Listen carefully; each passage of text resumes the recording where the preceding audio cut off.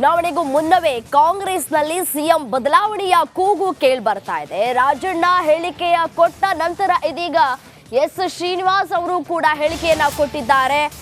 20 ಕ್ಷೇತ್ರ ಗೆದ್ರೆ ಯಾರಿಗೆ ಕ್ರೆಡಿಟ್, ಸೋತ್ರೆ ಹೊಣೆ ಯಾರು? ಸಚಿವ ರಾಜಣ್ಣ ಆಯ್ತು. ಇದೀಗ ಮತ್ತೊಬ್ಬ ಶಾಸಕರಿಂದ ಅಚ್ಚರಿಯ ಹೇಳಿಕೆ. 20 ಸ್ಥಾನ ಗೆಲ್ದಿದ್ರೆ ಸಿದ್ದರಾಮಯ್ಯ ರಾಜೀನಾಮೆಯನ್ನ ಕೊಡಬೇಕಾಗುತ್ತೆ. ಕಾಂಗ್ರೆಸ್ ಪ್ರಚಾರ ಸಭೆಯಲ್ಲಿ ಗುಬ್ಬಿ ಶಾಸಕ ಎಸ್ಆರ್ ಶ್ರೀನಿವಾಸ್ ಭಾಷಣ ಮಾಡಿದ್ದಾರೆ. ತುಮಕೂರು ತಿಪಟೂರಿನಲ್ಲಿ ನಡೆದಂತಹ ಪ್ರಚಾರ ಕಾರ್ಯಕ್ರಮದಲ್ಲಿ ಮಾತನಾಡಿದ್ದಾರೆ. ಕಾಂಗ್ರೆಸ್ ಅಭ್ಯರ್ಥಿ ಮುದ್ದಹನುಮೇಗೌಡ ಪರ ಪ್ರಚಾರ ಸಭೆ ನಡೀತಾ ಇತ್ತು. ಆ ಸಂದರ್ಭದಲ್ಲಿ 20 ಕ್ಷೇತ್ರ ಗೆದ್ರೆ ಮಾತ್ರ ಸಿಎಂ ಸಿದ್ದರಾಮಯ್ಯನವರು ಇರ್ತಾರೆ, ಇಲ್ಲದೇ ಇದ್ರೆ ರಾಜೀನಾಮೆಯನ್ನ ಕೊಡಬೇಕಾಗತ್ತೆ. ನೈತಿಕ ಹೊಣೆಯನ್ನ ಹೊತ್ತು ಸಿದ್ದರಾಮಯ್ಯ ರಾಜೀನಾಮೆಯನ್ನ ಕೊಡಬೇಕಾಗತ್ತೆ. ಬಡವರ ಪರ ಕೆಲಸ ಮಾಡುವ ಸಿದ್ದರಾಮಯ್ಯ ಉಳಿಸುವ ಕೆಲಸವನ್ನ ನೀವು ಮಾಡಬೇಕು. ಎಲ್ಲ ಕಾರ್ಯಕರ್ತರು ಸಿದ್ದರಾಮಯ್ಯವರನ್ನ ಉಳಿಸಬೇಕು ಅನ್ನುವಂತಹ ಮಾತುಗಳನ್ನಾಡಿದ್ದಾರೆ. ಹಾಗಾದ್ರೆ ಏನ್ ಹೇಳಿದ್ದಾರೆ ಎಸ್ಆರ್ ಶ್ರೀನಿವಾಸ್ ನೋಡ್ತಾ ಹೋಗೋಣ. ಇವತ್ತು ನಮ್ಮ ಸರ್ಕಾರ ಇದೆ.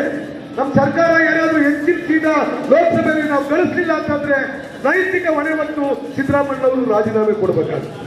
ಆ ಒಂದು ಕಾರಣಕ್ಕೆ ಅತ್ಯಂತ ಪ್ರಾಮಾಣಿಕವಾಗಿ ಬಡವರ ಪರ, ಶೋಷಿತರ ಪರ ಕೆಲಸ ಮಾಡ್ತಕ್ಕಂಥ ಸಿದ್ದರಾಮಯ್ಯನವ್ರನ್ನ ಉಳಿಸ್ತಕ್ಕಂಥ ಕೆಲಸವನ್ನ ನಾವೆಲ್ಲರೂ ಸೇರಿ ಮಾಡ್ತಕ್ಕಂಥ ಕೆಲಸವನ್ನ ಮಾಡಬೇಕಾಗುತ್ತೆ.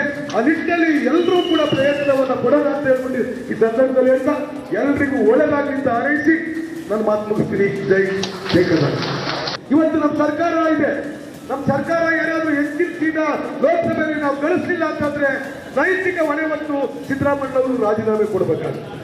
ಆ ಒಂದು ಕಾರಣಕ್ಕೆ ಅತ್ಯಂತ ಪ್ರಾಮಾಣಿಕವಾಗಿ ಬಡವರ ಪರ, ಶೋಷಿತರ ಪರ ಕೆಲಸ ಮಾಡ್ತಕ್ಕಂಥ ಸಿದ್ದರಾಮಯ್ಯನವ್ರನ್ನ ಉಳಿಸ್ತಕ್ಕಂಥ ಕೆಲಸವನ್ನ ನಾವೆಲ್ಲರೂ ಸೇರಿ ಮಾಡ್ತಕ್ಕಂಥ ಕೆಲಸವನ್ನ ಮಾಡಬೇಕಾಗುತ್ತೆ.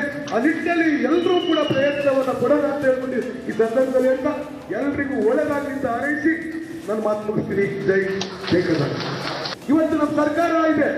ನಮ್ಮ ಸರ್ಕಾರ ಏನಾದ್ರೂ ಹೆಚ್ಚಿನ ಸೀಟ ಈ ಬಗ್ಗೆ ಮತ್ತಷ್ಟು ಡೀಟೇಲ್ಸ್ ಕೊಡ್ತಾ ಹೋಗ್ತಾರೆ ನನ್ನ ಕಲೀಗ್ ಸುರೇಶ್ ನೇರ ಸಂಪರ್ಕ